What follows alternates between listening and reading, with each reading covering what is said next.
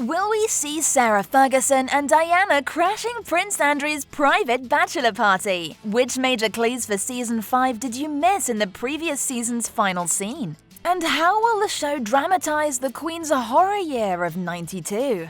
But in the space of a single catastrophic year, everything changed. Hi, I'm Joy and you're watching OSSA Movies. Let's delve right in. The most eventful decade yet. Considering how the fourth season had you all white-knuckled gripping the edge of your seat, it might seem unthinkable. But the upcoming season might just outshine Season 4 when it comes to exposing real-life dramas and scandals. Well, that's if history is anything to go by. Considering that Season 4 closed in Christmas of 1990, the fifth installment will likely kick off in the early 90s, possibly 92, which was a tumultuous year for the royals. And since, to date, each season of The Crown spanned roughly a decade, it's safe to say Season 5 will end in the early 2000s. Showrunner Peter Morgan also hinted at this time period, saying that Imelda Staunton in the role of Her Majesty will be taking the crown into the 21st century. Yes, Staunton will be replacing Olivia Colman in the upcoming season, and appears to be a popular choice among fans. Do you like the casting choice? Don't forget to tell us in the comments. Royal party crashes. Many fans have expressed their surprise and even disappointment at how little screen time Prince Andrew's former wife, Sarah Ferguson, got. As other viewers pointed out, the show probably made this decision since Diana gave birth to the future king, not Sarah. Therefore, Sarah didn't have as big an impact on the Queen as Diana did. Remember, it always boils down to the most important player, the Queen. Although Sarah married Andrew in '86, which falls in Season 4's time period, it's not impossible that we might get to see more of her in the next season. Why? Well, she and Diana were very close friends, and the series has been known to include flashback episodes to give viewers insight into its main characters' pasts. So, we think we might see a flashback of the two ladies' infamous attempt to gatecrash Prince Andrew's private stag do. This moment is quite crucial for Diana's character arc development, since author Andrew Morton even addressed it in his book, titled Diana, Her True Story. Reportedly, a boisterous mood reigned supreme within the royal family in the early days of Sarah and Diana's friendship. Mr. Morton wrote, "The first signal of the change in Princess Diana's behavior was Prince Andrew's stag night, when she and Sarah Ferguson dressed as policewomen in a vain attempt to gatecrash his party. Since their attempts failed, the pair drank champagne and orange juice at a nightclub. Afterwards, they returned to Buckingham Palace, where they stopped Andrew's car at the entrance as he returned home." Do you think we'll see more of the two ladies' friendship? Let us know in the comments. Doomed marriages and revenge. The decade under discussion was eventful in more ways than one. From a romantic viewpoint, it was rife with divorce, previously a big no-no in the royal family. In '92, Princess Anne divorced Captain Mark Phillips. 4 years later, Prince Andrew and Sarah announced their split. Just a few months later, photos of Sarah having her toes kissed by a Texan billionaire were published. Now, that could make for an interesting scene or two, right? It was still in the same year that Charles and Diana, and probably Camilla Parker Bowles too, finally got their wish and divorced.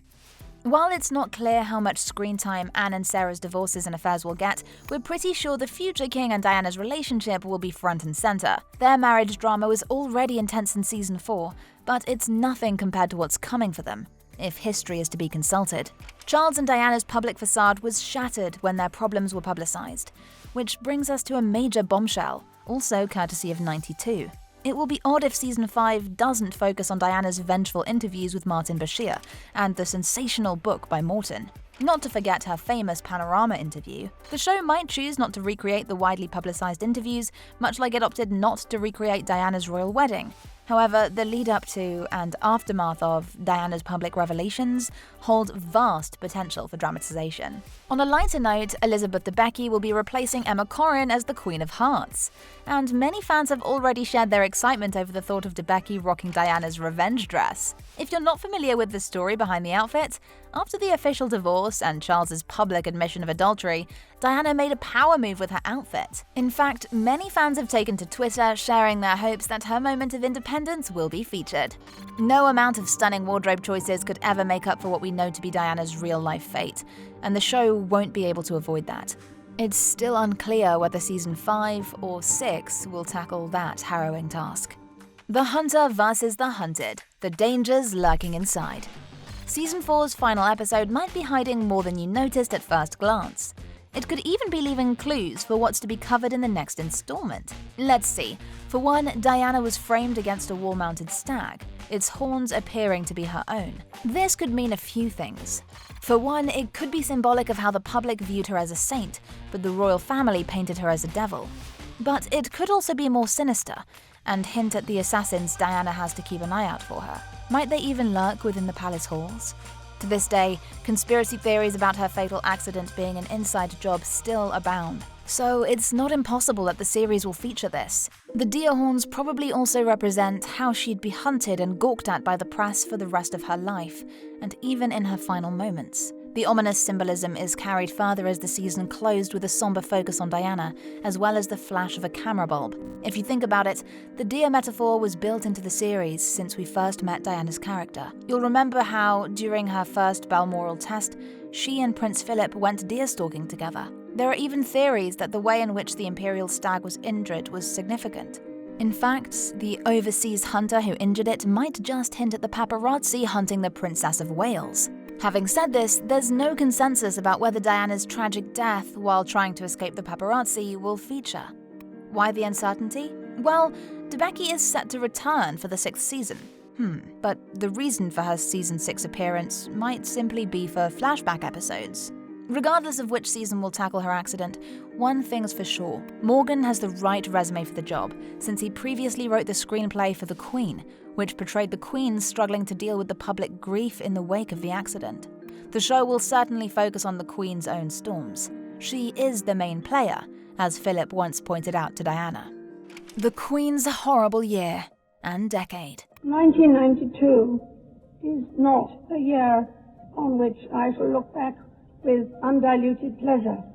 In her speech on the 40th anniversary of her accession, Her Majesty famously called 92 her most horrible year.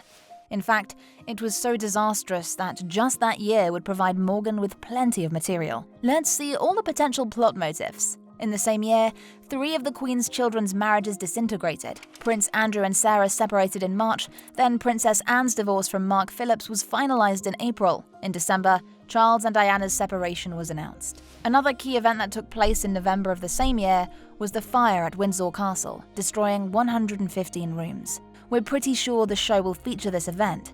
The destruction of the fire led to the Queen paying tax on her income, and, for the first time ever, opening Buckingham Palace to the public to help fund the restoration. If the show addresses the fire, surely there's potential for an episode focused on Philip, who's always been the more enlightened and progressive one. And this time he'll be portrayed by the Game of Thrones High Sparrow, Jonathan Pryce. Fans seem appreciative of the casting decision, although many would have loved to see Tobias Menzies for one more round. And in the very same horror year, the infamous interviews and book hit the shelves, in which Diana opened up about royal inside affairs. On a lighter note, we might get to see the Queen's golden wedding anniversary and possibly her golden jubilee. While her horrible year deserved its title, I can't say the subsequent years were any less eventful. I'm referring to Princess Margaret and the Queen Mother deaths. Both passed away in 2002. Considering that Helena Bonham Carter is handing over the reins to Leslie Manville, we'll still see a lot of Princess Margaret before she makes her exit. And there's another storyline on royal fans' wish lists. Will we get to see Prince William's first meeting with Kate Middleton? The pair met in 2001 studying at the University of St Andrews. To be honest, this is still unclear, and only Morgan knows. Phew, if you thought that was enough drama for 2 seasons, then don't forget about the political storylines. Thatcher's successor, friend or foe. With Thatcher's resignation at the end of Season 4, it's likely that Prime Minister John Major will be introduced in Season 5. In real life, Major reportedly mounted a secret campaign of support for the royal family after they faced a long period of intrusive and intolerable criticism at the end of the horrible year. Viewers might even get to see a friendship between the Queen and Major. Sources revealed that John and his wife Norma would often visit Balmoral, where they'd tuck into informal barbecues with the Queen and Prince Philip. Lastly, we might be jumping the gun a bit if we expect Season 5 to cover John Major's successor as well. I mean, how Morgan will fit all the drama into 10 episodes blows my mind. Still, It's not impossible since in '97, Tony Blair was appointed as Prime Minister. And let's just say that this relationship's betrayal will be nothing short of explosive. In real life, Blair and the Queen didn't always see eye to eye. It's been said that he believed he'd saved the monarchy during the controversy over the reaction to Diana's death. Obviously, this belief wasn't one that endeared him to the royals. On top of that, his wife preferred not to curtsy. Now, that sounds interesting indeed. When can we expect Season 5? It's almost time to wrap up. Before we get to the release date, here are a few last-minute casting details. Dominic West is rumored to be in line to play Prince Charles, though Netflix is yet to issue an official confirmation.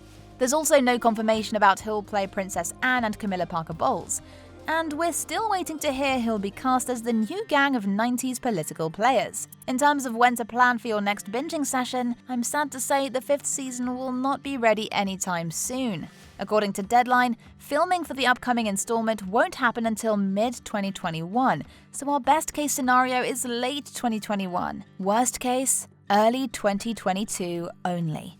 Over to you. Which plotlines do you think will get the most attention? And are you happy with the new casting choices? Let us know in the comments, and stay awesome!